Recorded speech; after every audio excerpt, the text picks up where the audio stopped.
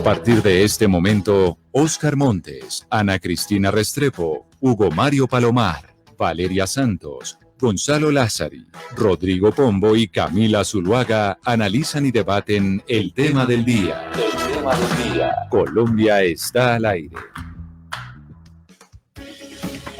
Son las 12 del día, 15 minutos. A ustedes muchas gracias por seguir conectados con nosotros aquí en Mañanas Blue cuando Colombia está al aire después del resumen de las noticias. Y el tema del día hoy tiene que ver con el cambio climático después de lo que estamos viendo en San Andrés, en Providencia, pero no solo en las islas, sino también en el departamento del Chocó, en Antioquia, en Dabeiba. El cambio climático está aquí y ya estamos sintiendo su impacto. Y desde hace mucho tiempo los científicos vienen alertando sobre lo que puede llegar a pasar, que ya está sucediendo, y cuáles son las medidas que se deben tomar. De hecho, Naciones Unidas generó todo un grupo que se llama un grupo intergubernamental sobre el cambio climático, el IPCC, que ha hecho varios informes sobre cómo esto nos va a afectar, qué se debe hacer y cuáles son las medidas que deben tomar nuestros políticos. Hoy vamos a hablar con los expertos, con los científicos, porque sin duda alguna ellos son los que han venido estudiando este tema. Les recordamos a ustedes que se conectan con nosotros, que nos pueden escribir sus preguntas para cualquiera de ellos al 301-764-4108. Esa es nuestra línea de WhatsApp. Y obviamente tienen que ponerle el más 57 si están fuera de Colombia. Y quiero empezar saludando a nuestra primera invitada, que es Matilde Rusticucci, que le voy a decir a la doctora Rusticucci si estoy pronunciando bien su apellido. Ella es doctora en Ciencias de la Atmósfera y licenciada en Ciencias Meteorológicas, pero además se ha desempeñado como la autora principal y coordinadora del 5º informe de evaluación del panel intergubernamental sobre el cambio climático, el que se organizó entre diferentes 195 naciones, tengo entendido, del mundo, para precisamente hacer evaluaciones y mirar qué va a pasar con este fenómeno que estamos enfrentando. Y por eso, doctora Rusticucci, mil gracias por estar con nosotros. Y primero, confírmeme si estoy pronunciando bien su apellido. Bienvenida. Gracias, sí, perfectamente. ¿De dónde es ese apellido? ¿De dónde es? ¿Usted es argentina? O sea que me imagino que italiano. Italiano, mi abuelo era italiano. Pues doctora Rusticucci, nosotros estamos en el Caribe viendo ya los efectos de las lluvias, de los huracanes. Tenemos una isla casi que completamente destrozada en un 98%. Ya vemos en Centroamérica como Iota está golpeando a Nicaragua. ¿Esto es normal o esto obedece al cambio climático que ya nos llegó y estamos viendo sus consecuencias? Bueno, cuando nosotros hablamos de cambio climático, hablamos de cambios a largo plazo, o sea, sostenidos en el tiempo, que el clima de ahora es distinto de hace 50 o 100 años atrás. A eso nos referimos cuando hablamos de cambio climático. Pero también lo que tenemos es lo que se llama variabilidad climática, años con más propensión a tener huracanes y años con menos propensión a tener huracanes. O sea que hay una variabilidad entre años que puede tener que ver sí o no con el fenómeno del Niño o con un estado general de la atmósfera. Lo que sabemos desde el punto de vista del cambio climático es que en la cuenca, en el Caribe, en el Atlántico, los huracanes van a ser más intensos. Más frecuentemente los huracanes intensos se van a desarrollar y se han venido desarrollando. Este año, lamentablemente, es un año bastante atípico y muy por encima de la media, pero que ya se había previsto, ¿no? Al comienzo de la temporada ya se había dicho que iba a ser una temporada de muchos huracanes. Y lamentablemente atacan, esta vez han llegado a tierra varios y sobre la misma región, ¿no? Entonces, como decimos, sobre llovido mojado, el impacto es cada vez mayor. Pero yo le pregunto, y es, si bien sabíamos que este año iba a ser de más huracanes y de más fuertes, eso lo sabíamos. La época de huracanes pues es conocida en el Caribe. Tenemos todos los años pues la época de los huracanes y la Florida, Cuba, las islas del Caribe lo viven. Pero esto se ha venido agravando y acrecentando por cuenta del cambio climático, y hay cosas que hemos hecho nosotros como seres humanos que ha agravado estas circunstancias, ¿o eso no tiene nada que ver? Sí, tiene que ver, tenemos que diferenciar el fenómeno del huracán, la ocurrencia del huracán, del impacto del huracán. Cuando nosotros hablamos del impacto, hablamos de justamente las pérdidas de bienes, de vidas, ¿no? De destrucción de lugares debido a la llegada del huracán a tierra. Los impactos han ido aumentando sostenidamente con el tiempo y eso tiene que ver con la actividad humana, tiene que ver con la falta de prevención, de adaptación, tiene que ver con las emisiones de gases de efecto invernadero que aceleran el cambio climático. La actividad humana tiene responsabilidad en estos huracanes y en el impacto que estos huracanes ocasionan. Es decir, doctora Rusticucci, si la estoy entendiendo bien, digamos que se puede decir que siempre han existido huracanes, pero que ahora pueden ser más fuertes por el impacto que estamos teniendo sobre el medio ambiente y por ende sobre el cambio climático. Le pregunto si lo puede explicar de pronto a los oyentes por qué nuestro impacto, por qué el cambio climático aumenta, digamos, la fuerza de los huracanes. Puede ser porque los mares se calientan o qué es lo que pasa ahí para poder entender, digamos, la causa y la consecuencia. Bueno, el estudio justamente de los huracanes es uno de los más complicados de interpretar y de relacionar con el cambio climático. Una de las razones es el calentamiento de las aguas. Claramente, los huracanes necesitan una temperatura del agua factible y alta para poder desarrollarse, pero no es el único factor. Hay muchos factores que influyen en cómo está la atmósfera físicamente para poder desarrollar ese huracán y para la trayectoria que tiene ese huracán. Por eso es difícil, es complicado, no es difícil, es un estudio bastante complicado. Por eso se ha podido atribuir al cambio climático, a la acción humana, la mayor cantidad de huracanes intensos, porque tienen mejores condiciones para desarrollarse, digamos, con el aumento de la temperatura, no solo del mar, sino del aire, con la mayor disponibilidad de humedad y con otros factores importantes en lo que hace al desarrollo de un huracán. De nuevo, esto tenemos que separarlo del impacto que tiene sobre la sociedad, ¿verdad? Claro, hablando de eso, doctora Rusticucci, los gobiernos en América Latina son más de reacción que de prevención. Tomando en cuenta usted lo que acaba de mencionar, ¿se pudiese decir que los gobiernos en América Latina no tienen conciencia sobre el cambio climático y sobre el impacto, por ejemplo, en la temporada de huracanes con estos fenómenos meteorológicos? Yo no diría que no tienen conciencia, lo que yo creo es que se sabe, porque claramente todos los gobiernos de América Latina, la mayoría participan en el IPCC, ya sea a través de sus científicos, ya sea a través de sus representantes, de sus gobiernos. El panel es un panel intergubernamental, o sea que participan los gobiernos en este IPCC, en este panel intergubernamental de cambio climático. No es que no tengan conciencia.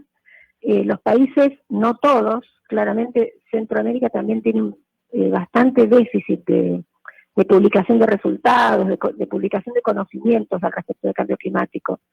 Pero Colombia, por ejemplo, es un país que ha presentado sus comunicaciones nacionales, que es como un informe nacional del estado del conocimiento en su país, cómo ha impactado el cambio climático. O sea, hay países en Latinoamérica que sí han presentado, tienen más conciencia que otros.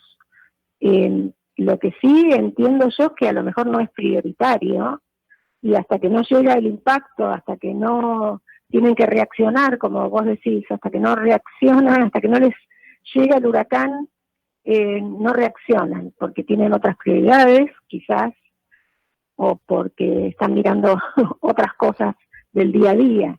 Pero claramente en zona de huracanes, sabiendo, como decíamos, que este año iba a ser un año de muchos huracanes, los países deberían haberse preparado un poco mejor. Y precisamente Claro. por eso es que estamos hablando del tema y vamos a hablar con diferentes científicos como usted, doctora Rusticucci. Mil gracias por atendernos desde Argentina y por hablarnos precisamente de este tema que hoy que nos tocó es que decimos, oiga, el cambio climático está aquí y tenemos que hacer algo al respecto. Mil gracias y feliz tarde.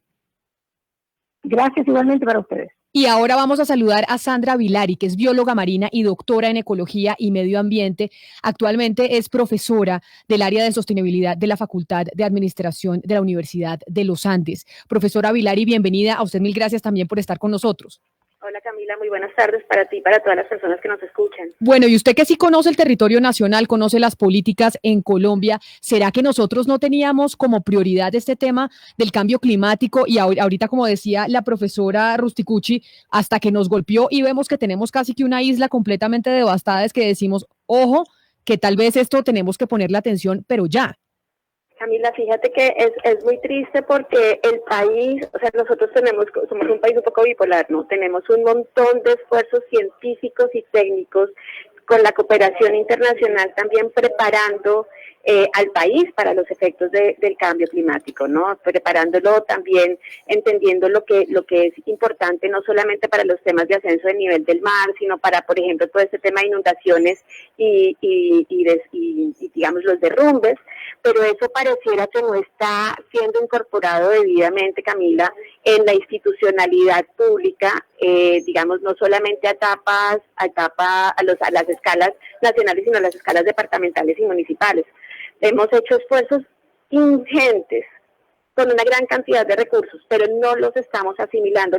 Pareciera, Camila, que tuviéramos un problema de aprendizaje institucional o que tal vez la institucionalidad que tenemos es insuficiente para la gran tarea de la adaptación climática, que nos lo recuerda cada vez que lamentablemente tenemos una tragedia asociada a esta intensidad de la variabilidad climática, como nos lo comentaba la doctora Andrea hace un rato. Doctora Vilardi, pero entonces aquí el problema es de decisiones políticas, porque según lo que le estoy entendiendo, sí tenemos el personal y sí tenemos, digamos, el conocimiento para poder trabajar sobre la prevención. Lo que pasa es que no tenemos decisiones políticas que se toman a tiempo, ¿o dónde está el error? Ana Cristina, para mí sí, para mí es una lectura de prioridades políticas. Recordemos la niña del 2010 y ahí se creó el Fondo de Adaptación, hubo una gran cantidad de procesos para poder dar insumos para el ordenamiento territorial para la adaptación climática, pero esto no ha pasado. Fíjate, yo tuve la fortuna y el honor de dirigir el proceso de Colombia Anfibia, el proceso para la creación de los insumos para la delimitación de humedales. Lo codirigí con Úrsula Jaramillo en un proceso entre el Instituto Humboldt y el Fondo de Adaptación, pero esos insumos no han sido absorbidos por la institucionalidad pública. Entonces, lamentablemente, yo sí creo que aquí hay un tema de prioridades políticas que no han sido debidamente dimensionados. El reto y la urgencia, sobre todo, es que el cambio climático no se está dando de manera lineal, poco a poquito. Aquí tenemos eventos emergentes que nos ponen en jaque y que no solamente ponen en riesgo vidas humanas, sino también buena parte de la estabilidad económica del país. Doctora Vilardi, en los Estados Unidos, pero especialmente en el estado de la Florida, los ciudadanos se acostumbraron a convivir con los huracanes. Saben cuándo hay una temporada de huracanes, cómo deben protegerse los huracanes, cómo proteger sus vidas y sus viviendas. ¿Usted cree que en Colombia, sobre todo en el Caribe, también deberíamos comenzar ya a convivir con ese tipo de fenómenos? Vamos tarde. Estamos tarde para las medidas de adaptaciones. Es injustificable que, por ejemplo, en nuestras islas del archipiélago no tengamos unos refugios realmente adecuados cuando sabemos que la probabilidad de huracanes y la intensidad de esos huracanes va a ser mayor y más frecuente. ¿Cuántas inversiones se han hecho para mecanismos de este tipo de la gestión de los riesgos? Fíjate el caso también de la adaptación climática en nuestras ciudades costeras, ¿no? O sea, Cartagena, las inundaciones de Cartagena de hace unos días, digamos, no se justifican en la medida que, por ejemplo, Cartagena tiene el primer gran plan de adaptación climática de una ciudad costera. Y de frente no solamente a tener que enfrentar huracanes o tormentas tropicales, sino también ante el efecto del ascenso del nivel del mar. Entonces, realmente, y de eso sabemos, tenemos los datos, tenemos los insumos, pero ni los alcaldes ni las mesas interministeriales los están tomando realmente en serio, ni las gobernaciones. Sobre eso, aquí tenemos un cortocircuito. Sobre eso quiero preguntarle, Sandra Vilardi, porque usted conoce muy bien todo lo que ocurre con la región Caribe. De hecho, usted ha sido una abanderada de la recuperación, de la salvación de la Ciénaga Grande, que ese efecto y que además lo que está padeciendo hoy en día la Ciénaga Grande es producto de esa manera como el hombre, de forma irresponsable, ha manejado la naturaleza. Pero quiero preguntarle, Sandra, ¿cómo minimizar el impacto que este tipo de hechos naturales producen en la comunidad? ¿De qué manera lograr que efectivamente haya un comportamiento mucho más responsable por parte de la comunidad gubernamental también, por supuesto, para que este tipo de hechos naturales no tengan el impacto que están teniendo, por ejemplo, ahora en San Andrés y en Providencia? Gracias, Oscar, por la pregunta. Yo creo que aquí el país tiene que enfrentar una gran misión de pedagogía climática. La pedagogía climática, la pedagogía de la seguridad, la pedagogía de cuidarnos. Hay fenómenos que no vamos a poder parar, pero hay fenómenos que vamos a poder gestionar y enfrentarnos a ellos de una manera más segura que seguir haciéndonos los locos y mirando para otro lado.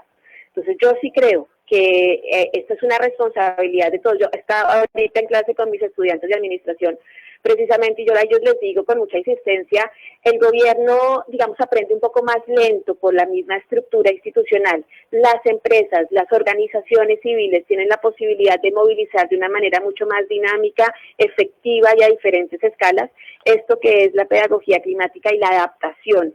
No podemos seguir dejándole la responsabilidad exclusivamente al gobierno, porque es que todos dependemos de la seguridad climática que está bastante afectada. Así que necesitamos entre todos trabajar. Yo creo que aquí el papel de los gremios, sé que en algún momento hubo un liderazgo muy importante, por ejemplo, de la ANDI, pero yo no sé qué ha pasado, esto se ha quedado un poco en el aire, así que yo creo que es el momento de retomar el liderazgo de la sociedad civil, acompañar al gobierno, pero seguir haciendo, Oscar, las inversiones que tenemos que hacer, y las inversiones de la adaptación climática no son baratas. Esto es costoso porque el reto es muy grande. ¿Cuánto estamos dispuestos todos a hacer las adaptaciones que requiramos, no solamente físicas, sino también sociales, culturales e institucionales? Es una gran pregunta que nos tenemos que hacer todos. Pero profesora Vilar, y hablando precisamente de la presencia estatal, nos escribe Gonzalo, un oyente, a nuestra línea de WhatsApp en el 301-764-4108, y nos dice él que la presencia del Estado es mínimo en regiones que deben cuidarse y protegerse, como por ejemplo es el caso en del Putumayo o de la Amazonía, y cómo la deforestación está haciendo estragos precisamente en estas zonas, también por falta de pedagogía con los habitantes. Usted dice, esto no se le debe dejar solo al Estado, también la sociedad civil tiene que hacer su parte, pero hay que reclamarle al Estado por esa falta de presencia en diferentes zonas en donde hay que hacer una pedagogía importante sobre esto que tenemos ya en nuestra cara, que es el cambio climático y sus efectos. Sin duda, Camila, sin duda. O sea, sin duda aquí quien tiene que liderar es el Estado con la compañía de la sociedad en general, pero el Estado tiene que reconocer, uno, las omisiones que ha tenido, dos, la debilidad de su capacidad institucional, y tres, la dificultad que ha tenido de incorporar todos los insumos técnicos que desde las instituciones científicas, desde las universidades, desde las ONG se le han brindado. Yo creo que aquí hay que reconocer eso para poder trabajar de una manera mucho más seria y responsable en la adaptación climática. El Estado tiene una gran responsabilidad, y lo que yo les digo, yo creo que hoy en día la capacidad, la estructura que tenemos institucional no es funcional a una adaptación climática urgente como la que necesitamos. Justamente, profesora Vilardi, hablando de las responsabilidades, no es el momento de empezar a hablar sobre, digamos, una economía global ecológica. Justamente Nicaragua esta mañana amaneció diciendo, necesito compensación del mundo entero, porque si esto es un tema de cambio climático, nosotros ni siquiera somos los países que más emisiones producimos y estamos recibiendo toda la consecuencia de lo que ustedes están, los países desarrollados, generando. Entonces uno ve que nosotros ponemos el tema de la deforestación, estamos recibiendo el impacto del cambio climático y ni siquiera estamos en los países que más emisiones generamos. Entonces cada país está lavando las manos y así nunca va a poder cambiar nada. ¿No es el momento de empezar a hablar entre países, de generar una economía mundial que pueda compensar estos efectos? Sin duda. Mira, digamos que entender los efectos de la crisis climática requieren también entender el papel diferencial que tenemos los países en el planeta. Los países tropicales como Colombia, megadiversos, en donde tenemos la gran biodiversidad que nosotros tenemos al final es uno de los grandes mecanismos de amortiguación de los efectos de cambio climático. Sin embargo, la estamos transformando y los procesos de deforestación juegan un papel importante en esto, pero no solamente eso, sino cómo hemos afectado también todo ese sistema hídrico, esa Colombia anfibia que ocupa el 30% del territorio. Las responsabilidades nuestras son que no hemos logrado conservar esos ecosistemas que son los reguladores del clima y del agua, que tienen un efecto también en la regulación del clima. Lamentablemente, como estamos deteriorando nuestros ecosistemas, nosotros también estamos emanando gases de efecto invernadero como el metano de manera preocupante, de manera muy preocupante. Entonces, aquí las responsabilidades son diferentes, efectivamente. Yo creo que el Acuerdo de París de alguna manera recogió eso. Sin embargo, la acción climática, política, tiene que ir mucho más allá. el tema de refugiados climáticos va a ser diferente en el mundo. Las vulnerabilidades climáticas son diferentes. Entonces, efectivamente, yo creo que aquí hay unas responsabilidades y unas consecuencias muy diferenciales que tenemos que ser conscientes todos y hacer parte un poco de esa pedagogía climática y de la acción política al respecto. Lo que pasa es que lamentablemente tuvimos unos años en donde el Acuerdo de París ha estado en riesgo, donde la aceleración de los compromisos de los estados ha disminuido. Y yo creo que necesitamos hacer mucho más visible esa diferencia que tenemos los países en las consecuencias, pero también la posibilidad de poder regular climáticamente con nuestros ecosistemas.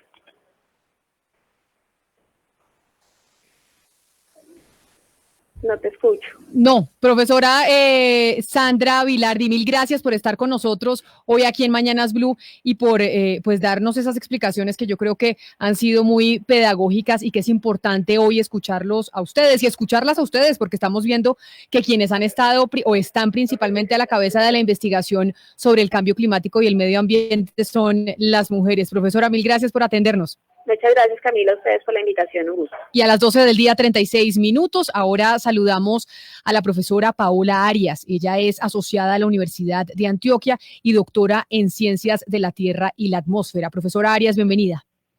Hola, buenas tardes, muchas gracias. Gracias por sumar su voz de expertos hoy que estamos hablando del cambio climático aquí en Mañanas Blue cuando Colombia está al aire. Y ya que la profesora Vilardi nos decía, esto no es solo del Estado, esto también es de la sociedad civil.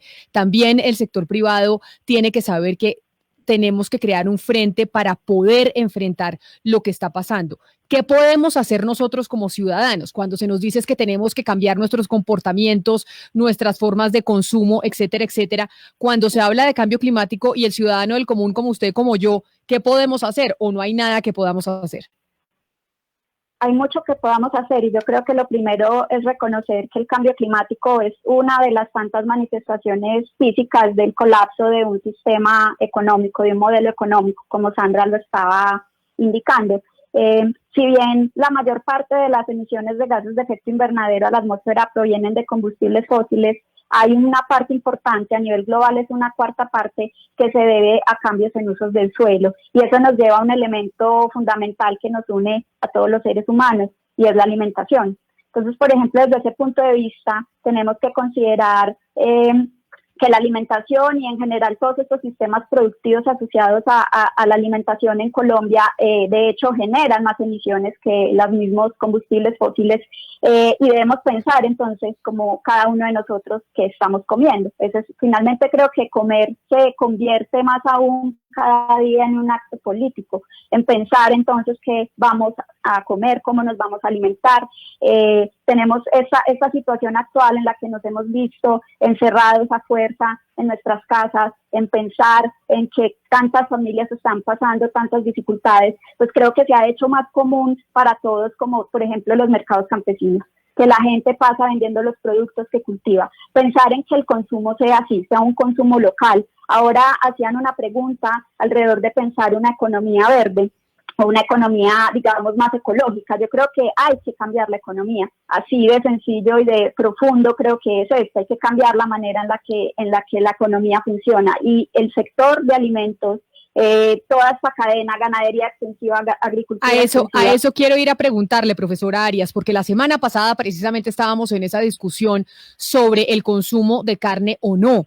Y es cuando usted dice lo que podemos hacer nosotros desde la sociedad civil para ayudar a enfrentar el cambio climático es, uno, comprar local, comprar en los mercados locales, quienes están en la plaza y no comprar importado, etcétera, etcétera, no por el tema del nacionalismo, sino por un tema ambiental. Pero asimismo el consumo de carne, usted desde la academia dice, hay que reducir el consumo de carne para poder enfrentar el cambio climático.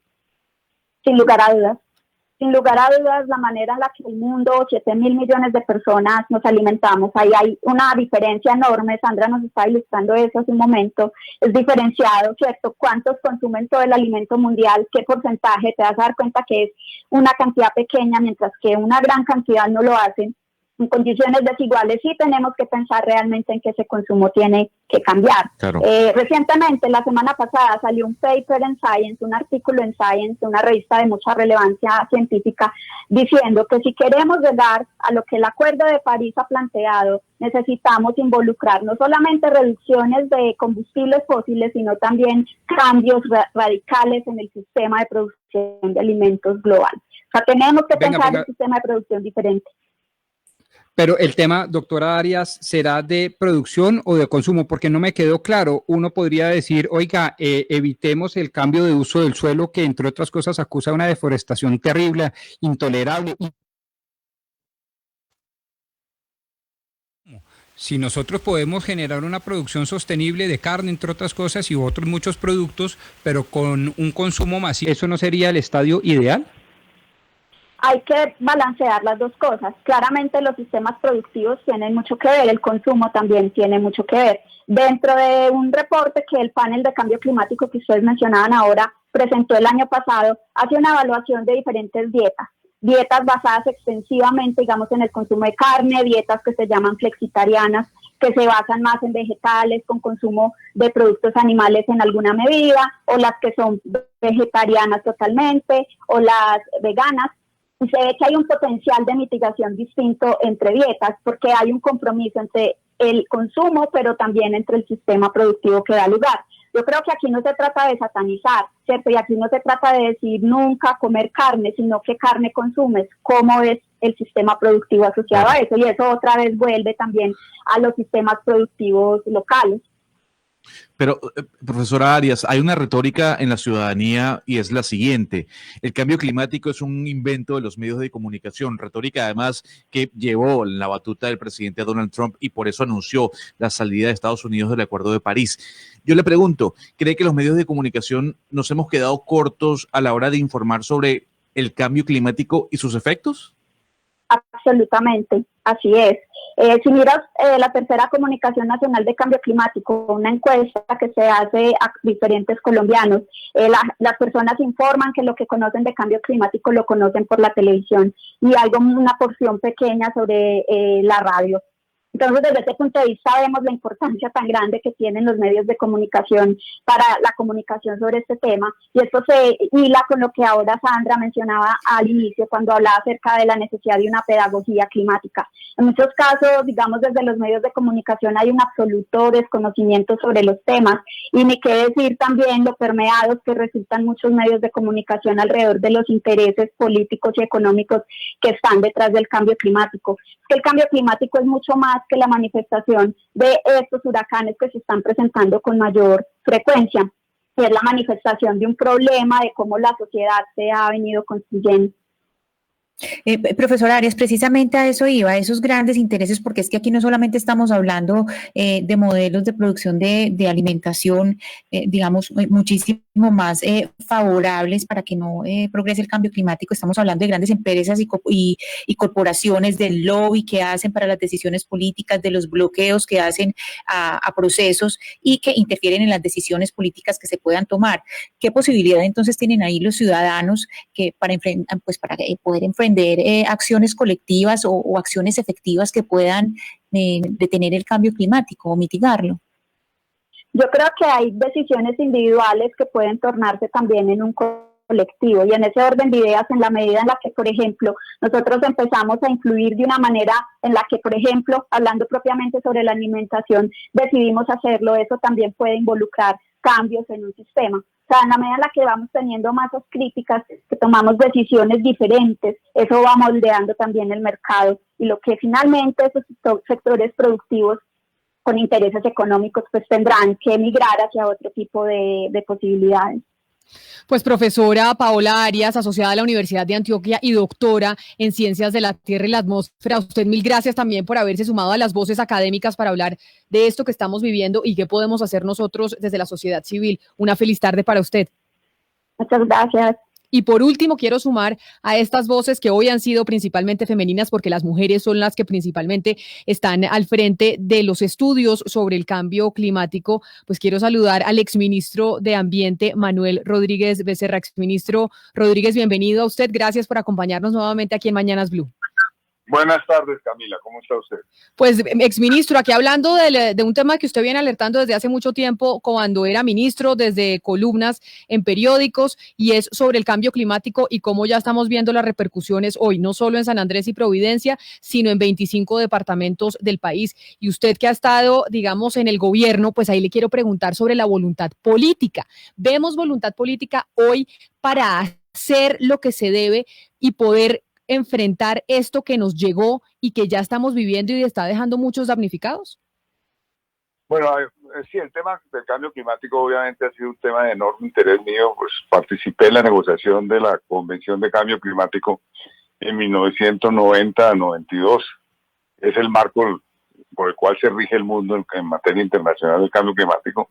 En el año 2009 escribí un libro que se llama Cambio Climático, lo que está en juego, un libro para la divulgación del problema, porque como se ha dicho aquí, se requiere educar mucho a la gente sobre el tema y por eso escribí ese libro, que lo actualicé en el 2015 y lo voy a volver a actualizar este año 2020, porque van ocurriendo cosas.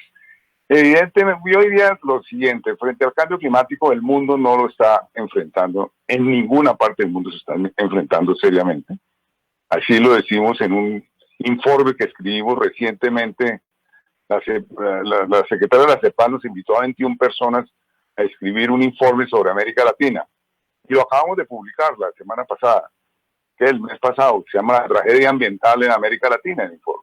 Y ahí lo que decimos es que ni América Latina ni el mundo está tomando en serio la crisis ambiental. No la está tomando en la forma como la debe tomar. Entonces Colombia no es una excepción a ese fenómeno. Ahora, hay países que lo hacen mejor, otros peor. En tema de la adaptación al cambio climático y de prevención de desastres, los países del Caribe, los que han sido más azotados, hoy en día tienen una enorme experiencia. Por ejemplo, Cuba es una isla que la ha azotado los huracanes en forma tremenda y es tal vez la isla mejor preparada para la prevención, ¿no? Entonces, ha habido muy pocos muertos en el caso de Cuba con el tema del cambio climático porque tienen una área de gestión del riesgo y de prevención de desastres. Ese es un ejemplo, pero hay muchos otros, los países centroamericanos que claramente sufran permanentemente el tema, como es el caso de Nicaragua. También Colombia, en el caso de los huracanes, pues no lo había tomado en serio porque nunca habíamos tenido realmente una cuestión como la de San Andrés. Pero sí, como mencionaba Sandra Vilardi, en Colombia hay muchos desastres producto del cambio climático. Y parece que no aprendemos, es decir, hace unos años hubo ese terrible desastre en Mocoa. Es una mezcla claramente, digamos, de cambio climático y de la zona más vulnerable por el hecho de todas las acciones humanas de deforestación, etcétera, etcétera.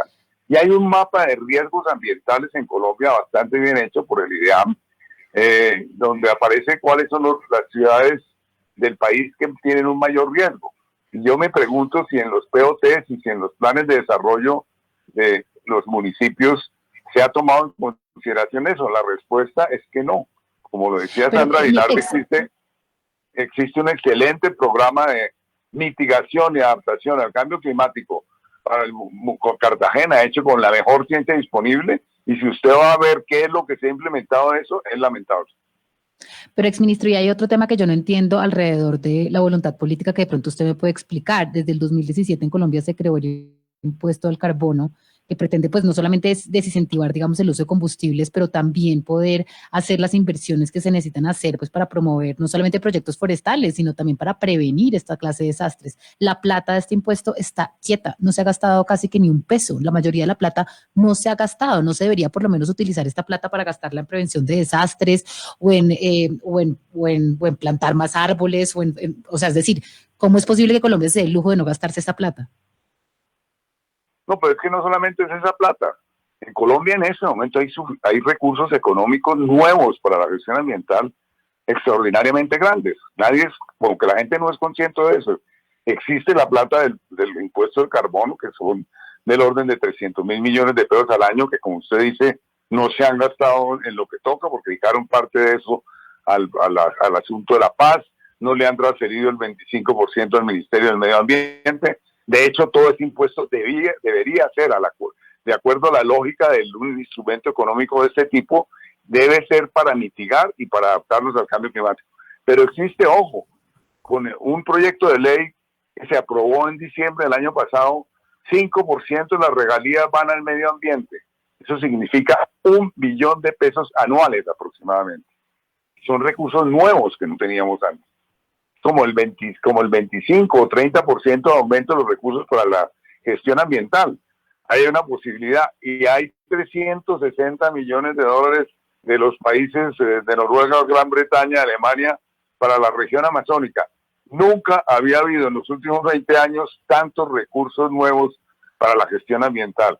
Entonces el Ministerio del Medio Ambiente tiene ahí una responsabilidad enorme porque esa plata en buena parte hay que invertirla, sin duda alguna, en restaurar los daños que hemos cometido y fundamentalmente restaurar los bosques, que es clave restaurarlos, obviamente prevenir y detener la deforestación que es muy grande en el país y obviamente también hacer diferentes tipos de acciones para la adaptación al cambio climático.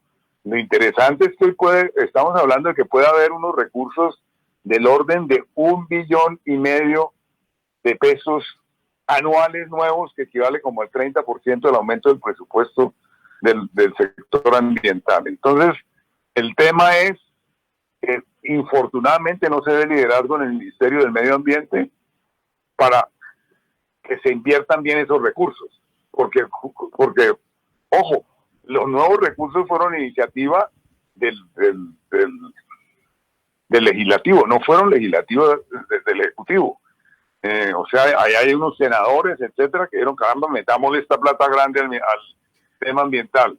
El impuesto del carbono que todos recibimos con tan bueno, pues habría que buscar que antes se dedique a este tema. Y si dedicamos y gastamos bien en esos temas, yo creo que el país podría avanzar tremendamente en lo que estamos hablando. Justamente por eso una organización que justamente por eso, desde el Foro Nacional Ambiental le propusimos al gobierno en la conversación nacional que se haga un plan de bosques 2020-2030 en el cual buena parte de los recursos que estoy mencionando se gasten en eso, que se inviertan en eso, entre otras cosas podría servir para recuperar la economía del país.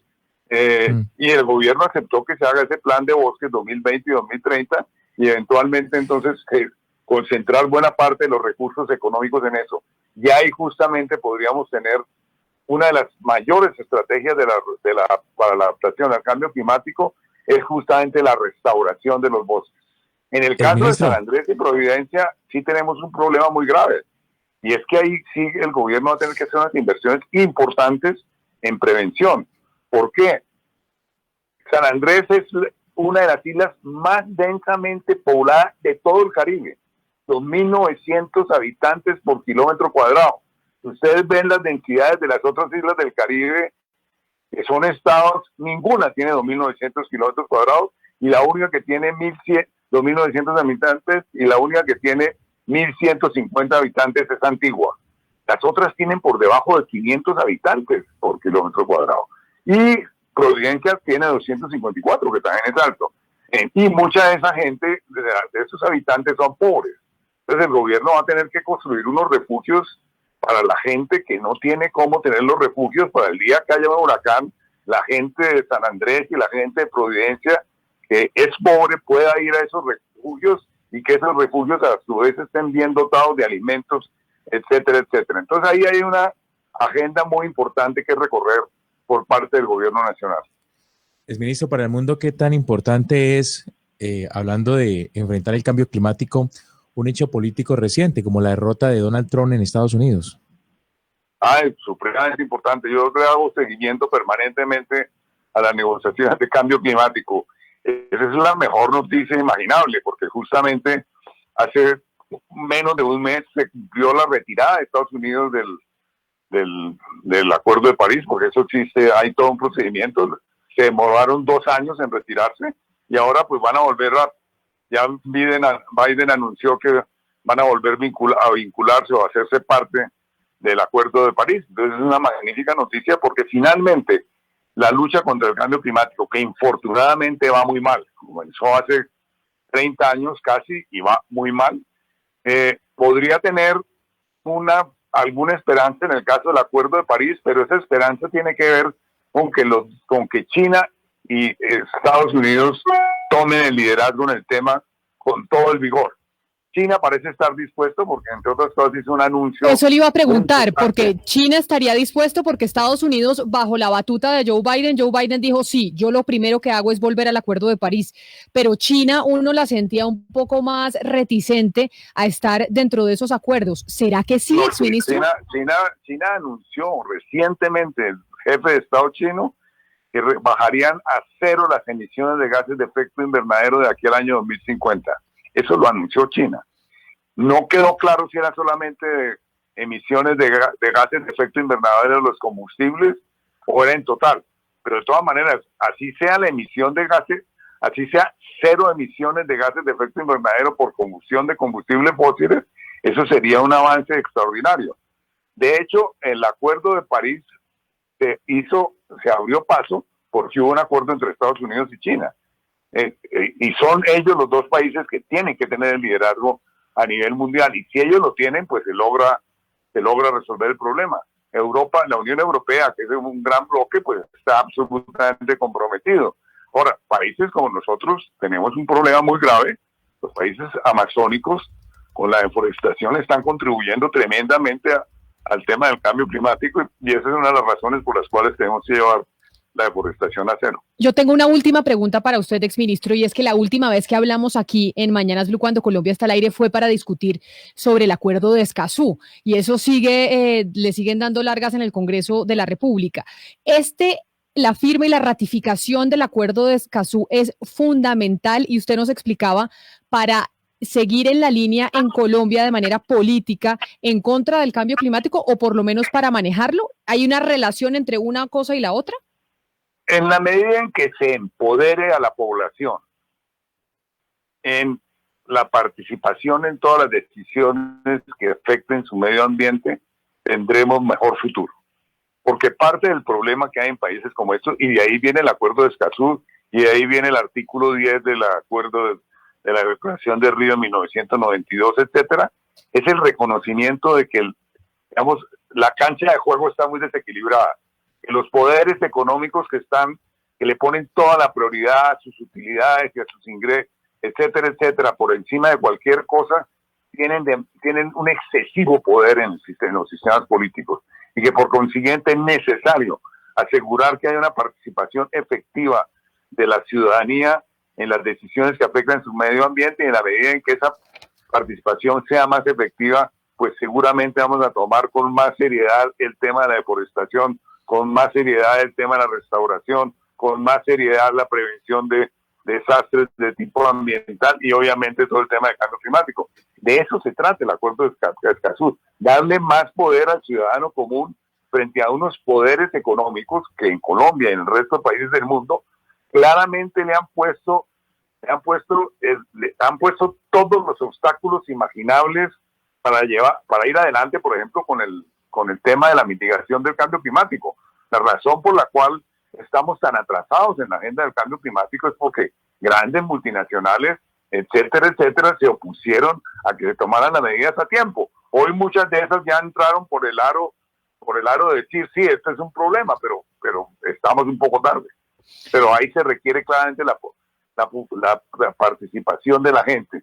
En Colombia hay muy buenos ejemplos de participación pública. Aquí en Bogotá los tenemos. Los humedales de Bogotá, ¿quién los ha defendido? Pues unos movimientos populares de Bogotá que se interesaron por los humedales y utilizaron la acción de tutela, la acción popular, ese tipo de instrumentos que se prevén en Escazú para salvar los humedales. Eso no fue una genialidad de ningún alcalde de turno, fue la población que le exigió al gobierno que se protegiera los humedales.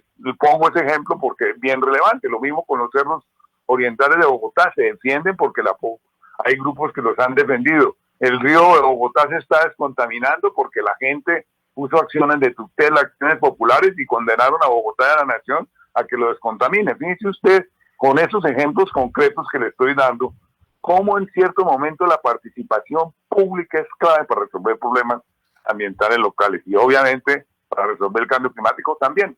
Claro que sí. Pues exministro Manuel Rodríguez Becerra, mil gracias por estar con nosotros una vez más hablando de este tema que se nos está haciendo tarde, pero de todas maneras es mejor empezar a actuar ya que no hacerlo nunca. Mil gracias por haber estado con nosotros hoy aquí en Mañanas Blue. Y quiero decir lo siguiente, para los oyentes que quieran leer el libro Cambio Climático, lo que está en juego, y quieran instruirse, búsquenlo en la página web, es de libre acceso. Cambio Climático, lo que está en juego. Perfecto, completamente gratis. Y ahí lo encuentran, es gratis totalmente. Perfecto, el ministro, mil gracias. El cambio climático, lo que está en juego. A ustedes también mil gracias por habernos acompañado. Es importante escuchar a los científicos, a los expertos sobre este tema, porque es que hay que actuar ya. Y nosotros, desde la sociedad civil, también debemos y podemos hacer algo. A ustedes mil gracias por habernos acompañado. Es la 1:00 p.m. en punto. Llegan nuestros compañeros de Meridiano Blue. Mañana nos encontramos nuevamente a las 10:30 a.m. Son 2 años.